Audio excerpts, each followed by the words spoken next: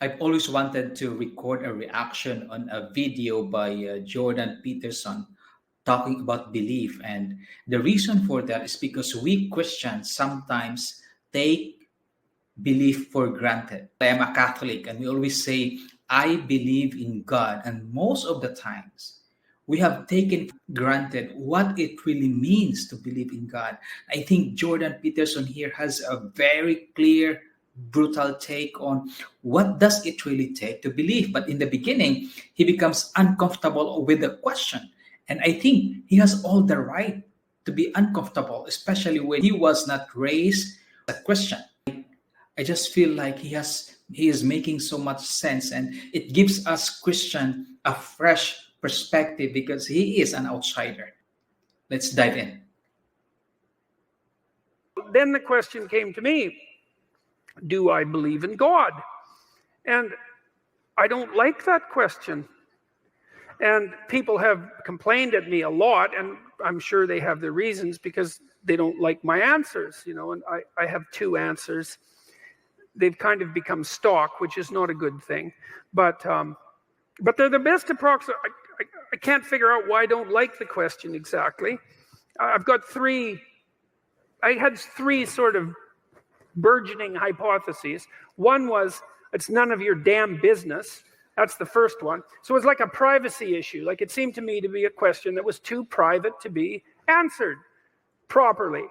And you could consider that a cop-out, and maybe it is. And then another one was, well, what do you mean by believe? Like, do you mean the words? Do you mean to say the words, I believe in God? Does that indicate that you believe in God? It's very normal for me to say I believe in God, but what happens is that we just say the word, but we without really a careful, reflective examination of what does it really mean. I don't think God may mean this to be just a shallow word that everybody can just say anytime they want, but when we say it and we mean it, it's going to transform our lives. Let's continue. Is what you believe what you say or what you act out?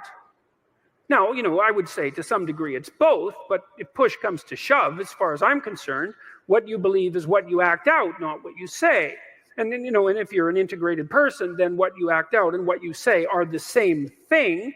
And then you're a person whose word can be trusted, right? Because what you say and what you do are isomorphic. They're the same thing. But belief is instantiated in action. So I have also suggested that I act as if I believe in God, or to the best of my ability.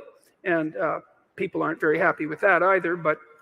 And then the third is that I'm afraid that he might exist, which I think is the most comical of the three answers and perhaps the most accurate one. He says it in a way that makes it lighter, that God may exist, but I can feel something there. The real concern that what if I did not believe in God and he was real? That even if you believe in God by fear that he might exist, you would still be better believing in him than not believing and discovering at the end that he actually is for real. Let's continue. But then I was thinking about this today when I was thinking about what I might talk to you guys about. And I thought, well, let's go into this a little bit more.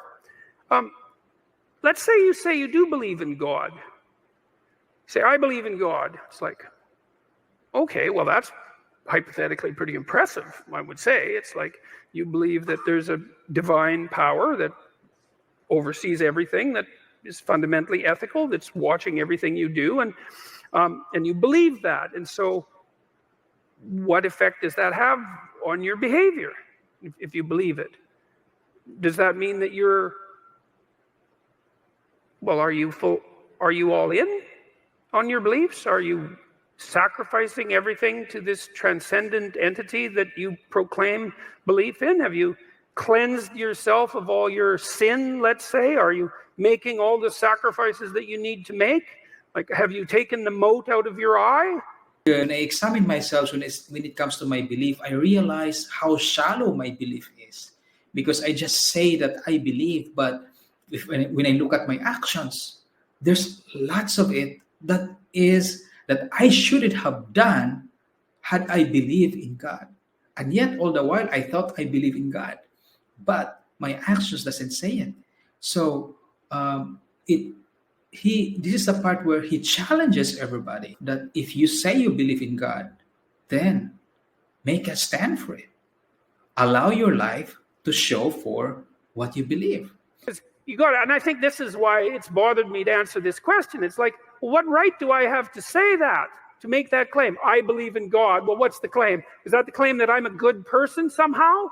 Because you'd think that if you believed in God, actually, like seriously, that you'd be a good person, like right now, because, well, well, for obvious reasons, I would think. And so if that hasn't happened in some sort of miraculous sense, so that you're the best person you could possibly imagine being on an ongoing basis. My take here is that I think what Jordan Peterson is not getting is that for a believer, for somebody who believes in God, it doesn't mean that our life is perfect, nor do we wait that our life is perfect so that we have the right to say that we believe in God.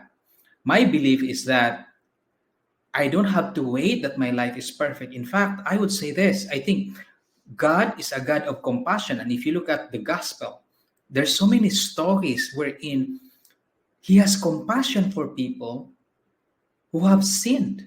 That's true for the story of the prodigal son. That's true for the story of the woman who committed adultery. That's true for all those that he healed. What he looks at is the desire to follow Jesus. If they have the desire to follow Jesus and to obey God, that's what pleases him. Let's say if you're going to proclaim yourself as a believer, you're called upon initially to act out the spark of divinity that's within you by confronting potential with the logos that's within you, which means to take the opportunities that are in front of you, the potential future, and to transform it into the present in the best possible way, using truth and courage and careful articulation as your guide. So that's the first thing you're called on to do. That's a major deal there. That's a tough one.